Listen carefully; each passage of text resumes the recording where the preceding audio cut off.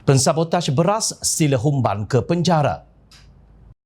Menteri Pertanian dan Keterjaminan Makanan Datuk Seri Mohamad Sabu berkata kerajaan tidak akan menuding jari kepada mana-mana pihak berhubung isu bekalan beras dalam negara kerana percaya ia tidak seharusnya dikaitkan dengan permainan politik.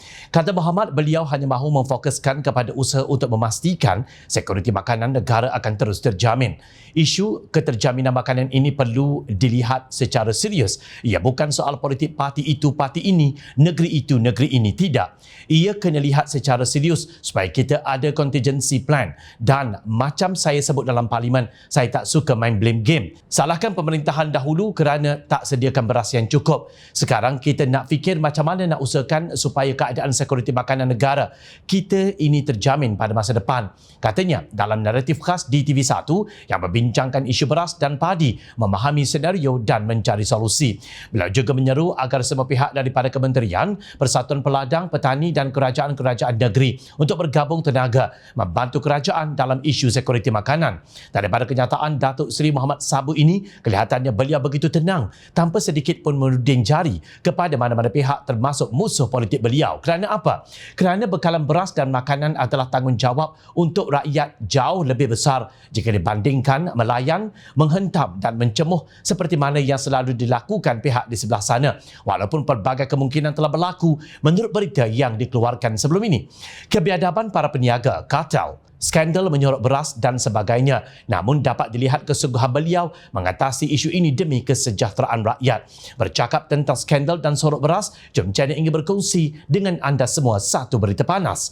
Sebuah kilang beras di Kedah disita selepas disyaki menyorok beras putih tempatan yang berjumlah 180 tan metrik yang dianggarkan berjumlah RM405,000 menerusi operasi beras putih tempatan OPBPT yang dijalankan semalam. Timbalan Menteri Pertanian dan Keterjaminan Makanan Chan Fong Hin berkata, pemeriksaan ke atas kilang itu mendapati beras bergrade super special tempatan 5% SST5 atau beras putih tempatan BPT di dalam kampit jumbo berjumlah 180 tan metrik disorok di gudang yang tidak dinyatakan dalam lesen. Buat masa ini, lokasi dan nama syarikat kilang itu tidak boleh didedahkan supaya tidak mengganggu kes yang masih dalam siasatan. Ini merupakan sitaan pertama di bawah OPBPT. Cuma saya dimaklumkan pihak Kawal Selia Padi dan Beras KPB melakukan operasi seperti biasa setiap masa.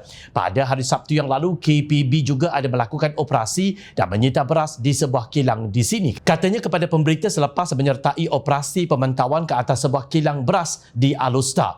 Chan berkata kes itu sedang disiasat di bawah Akta Kawalan Padi dan Beras 1994, Akta 522 dan Peraturan-Peraturan Kawalan Padi dan Beras, Pelesenan Kilang-Kilang Padi 1966. Beliau turut memberi amaran kepada pihak yang berkenaan supaya mematuhi undang-undang yang telah ditetapkan dan menegaskan Kementerian Pertanian dan Keterjaminan Makanan KPKM serta anggota-anggota pasukan petugas akan bertindak tegas terhadap mereka yang didapati melanggar peraturan sedia ada. Chan berkata setakat ini pasukan petugas OPBPT telah melakukan pemeriksaan ke atas 8 pemborong dan 6 pengilang beras di Kedah bagi mengesan sebarang kegiatan menyorok beras, menukar kampit dan mencampurkan beras putih tempatan dan beras putih import.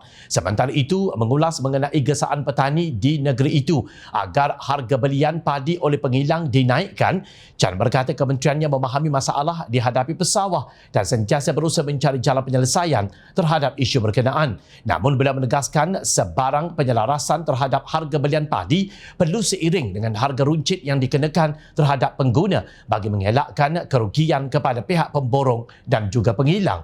Mengulas mengenai cadangan setengah pihak agar kadar skim subsidi harga padi SSHP dinaikkan, Chan berkata kerajaan baharu sahaja menaikkan daripada RM360 per tan metrik kepada RM500 per tan metrik pada Ogos lalu. Jadi saya rasa dalam masa terdekat ini untuk naikkan lagi bukan sesuatu yang senang.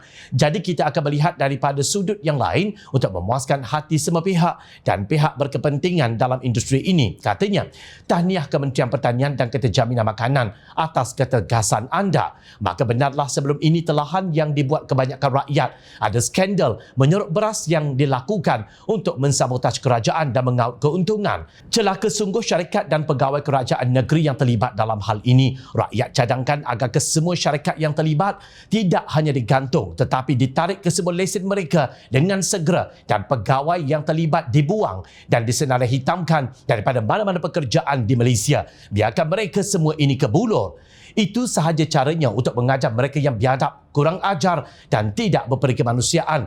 Kalau boleh siasat sampai ke lubang cacing, kalau melibatkan isu sabotaj ahli politik, heret mereka ke muka pengadilan. Kalau perlu disumbat ke dalam, humbankan sahaja mereka. Rakyat tidak perlukan pemimpin bodoh dan jahat seperti ini.